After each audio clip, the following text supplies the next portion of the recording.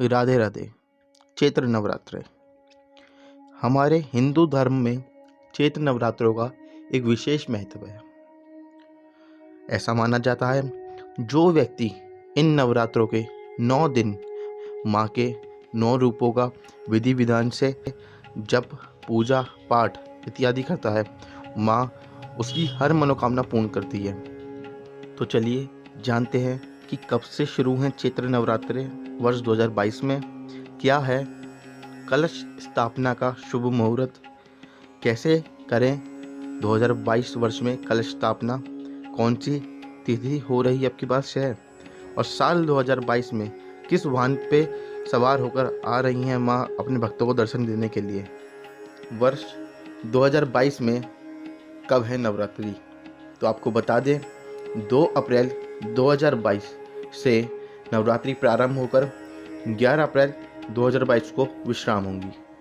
क्या है कलश स्थापना का शुभ मुहूर्त, तो इस वर्ष कलश स्थापना का शुभ मुहूर्त है सुबह 6:22 से 8:31 तक, और दूसरा मुहूर्त 12:08 से 12:57 तक। अब मैं आपको बताऊंगा कि कौन कौन सी सामग्री आपको अपने कलश में अवश्य डालनी चाहिए जिससे माँ भगवती बहुत प्रसन्न होती हैं। तो पहली लौंग, ध्रुवा, सुपारी, अक्षत, सिक्का और हल्दी की गांठ, ये 6 सामग्री आपको अपने कलश में यानी जो आप घट स्थापना कर रहे हैं उसमें अवश्य डालनी चाहिए।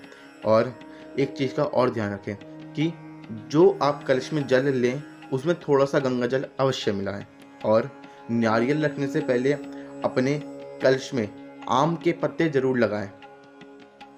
एक प्रश्न और उठता है कि इस बार क्या कोई नवरात्रा कम हो रहा है या कोई तिथि क्षय हो रही है जिस कारण नवरात्रे कम हो गए।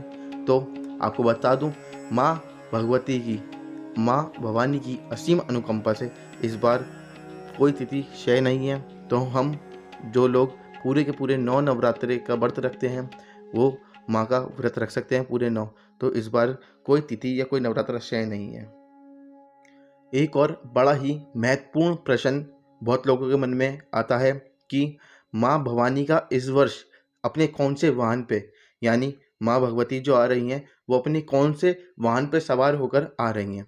तो आप लोगों को बता दूं कि माँ का इस वर्ष घोड़े की सवारी पर आगमन होगा और माँ भैंसे पर विराजमान होकर विदा होंगी, यानी माँ भैंसे पर सवार होकर प्रस्थान करेंगी। तो ये कुछ बातें मैंने जो आपको बताई बहुत इम्पोर्टेंट है नवरात्रि के लिए, आप इनको समझिए और हमसे इसी प्रकार जुड़े रहिए। अब आगे आने वाली वीडियोस में हम आपको बताएंगे कि नवरात्रों के 9 दिन कौन से ऐसे अचूक उपाय हैं जिससे आप माँ भगवती को अत्यंत प्रसन्न कर सकते हैं। माँ भगवती आपकी हर मनोकामना पूर्ण करें, इसी कामना के साथ हम आज आपसे विदा लेते हैं। श्री राधे।